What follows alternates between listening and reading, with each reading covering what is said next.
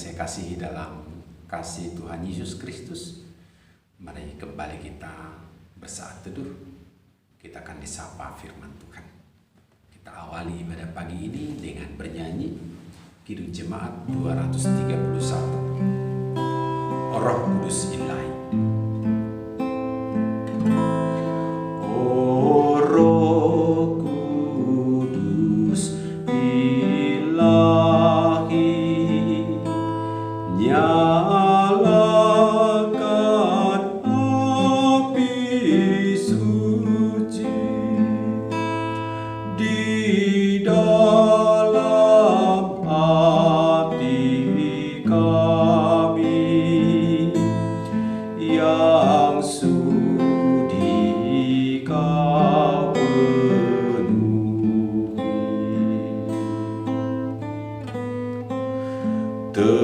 Terangi batin kami supaya mendengar-Mu,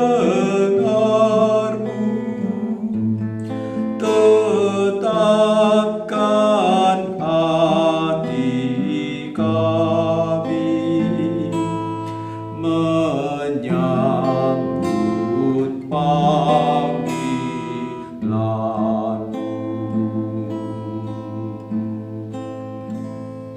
Mari kita berdoa. Terpujilah Engkau ya Tuhan, Engkau hadir dalam hidup kami, Roh Kudus penghibur sejati, selalu menggerakkan hati kami, bergembira, bersyukur, terlebih-lebih menyongsong pagi hari ini penuh berkat. Terima kasih Bapa, inilah kami anak-anak-Mu. Dalam kasih Yesus Kristus kami berdoa. Amin. Firman Tuhan yang akan menyapa kita di pagi hari ini, ayat harian sebagaimana tertulis dalam 2 Korintus 3 ayat 17. 2 Korintus 3 ayat 17, demikian firman Tuhan. Sebab Tuhan adalah roh, dan di mana ada roh Allah, di situ ada kemerdekaan. Sekali lagi, sebab Tuhan adalah roh, dan di mana ada roh Allah, di situ ada kemerdekaan.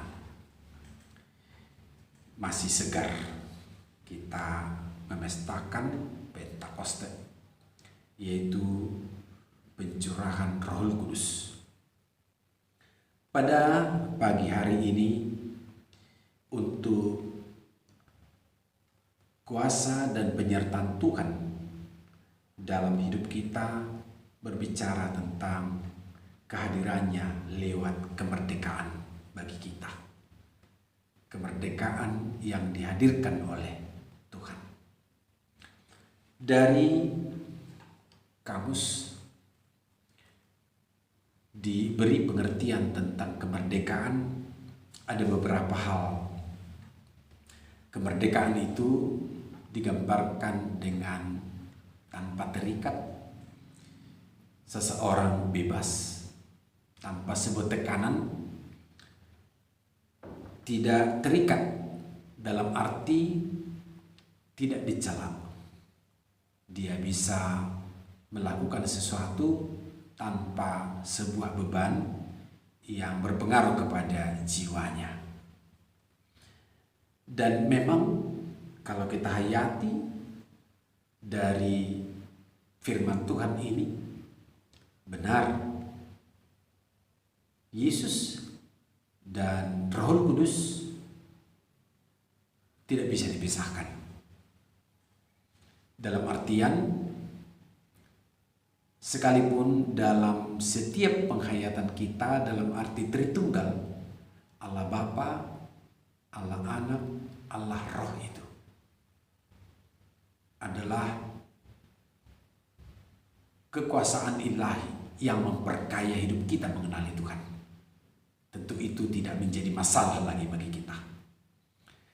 Nah, dalam pendekatan Nats ini kalau dikatakan sebab Tuhan adalah roh,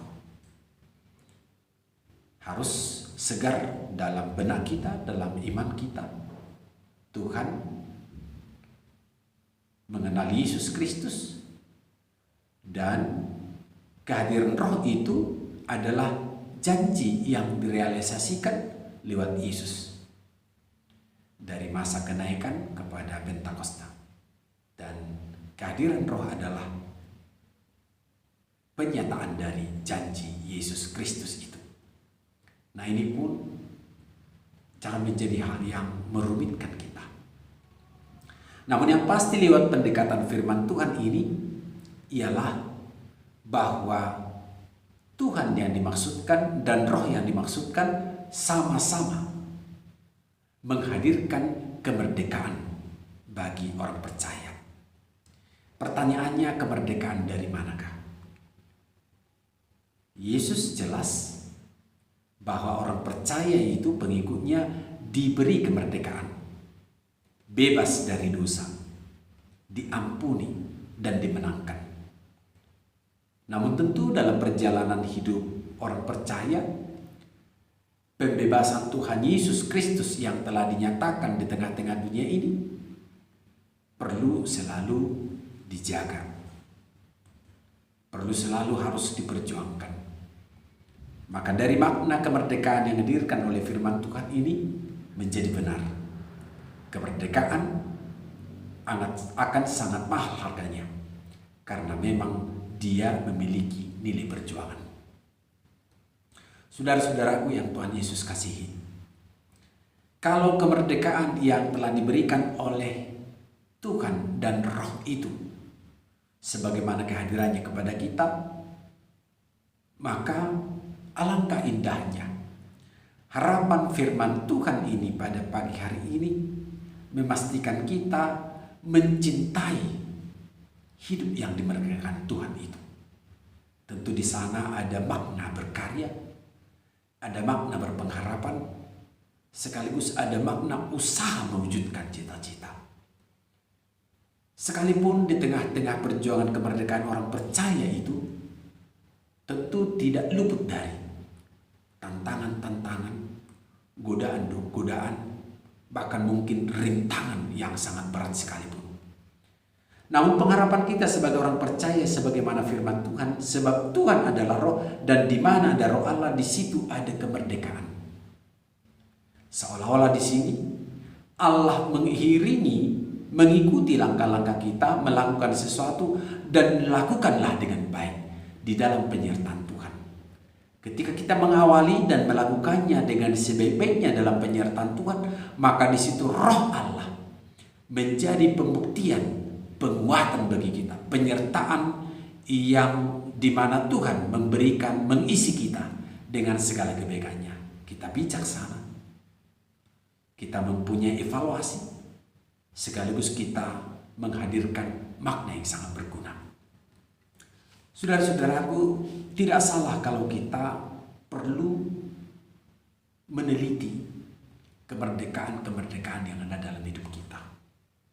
Dalam hidup hari-hari, perlu kehati-hatian memakai merdeka, menjadi hidup merdeka. Sebab bisa saja ada orang yang bersandar kepada kemerdekaan, tetapi dia melakukan sesuatu itu dengan semau-maunya, hanya dengan pemuasan keinginan jasmania. Nah, tentu tidak hal seperti itu. Orang yang menerima kemerdekaan dari Kristus itu ialah dia yakin memiliki kesempatan berbuat sebanyak-banyaknya untuk kemuliaan Tuhan, untuk pujian bagi Tuhan. Tentu ini nilai besar dalam hidup kita. Dan lebih ketat lagi, lebih berbahagia lagi kalau kita wujudkan itu dalam pelayanan-pelayanan kita. Merdekalah sekaligus melayani. Amin.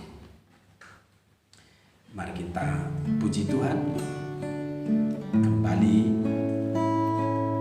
kita bersama-sama kirim jemaat 424, Yesus menginginkan daku.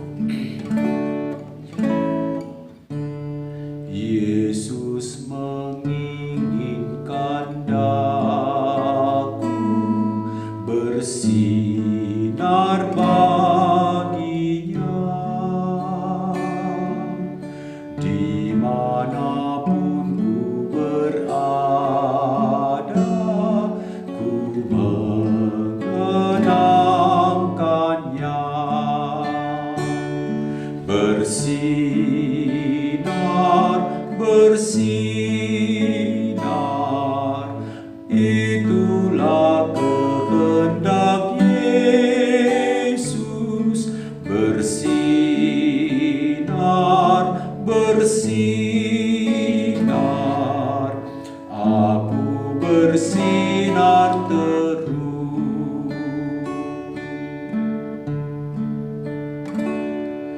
Yesus menginginkan daku menolong orang lain, manis dan sopan selalu ketika ku bermain. Bersinar, bersinar, itulah kehendak Yesus. Bersinar, bersinar, aku bersinar terus. Kita berdoa. Terpujilah Engkau ya Tuhan, kehadiran-Mu penuh kemurahan dalam hidup kami. Tuhan telah menjanjikan dan menyatakan bahwa kami akan selalu disertai, menyatakan belas pengasihan Tuhan itu dengan penuh kemerdekaan.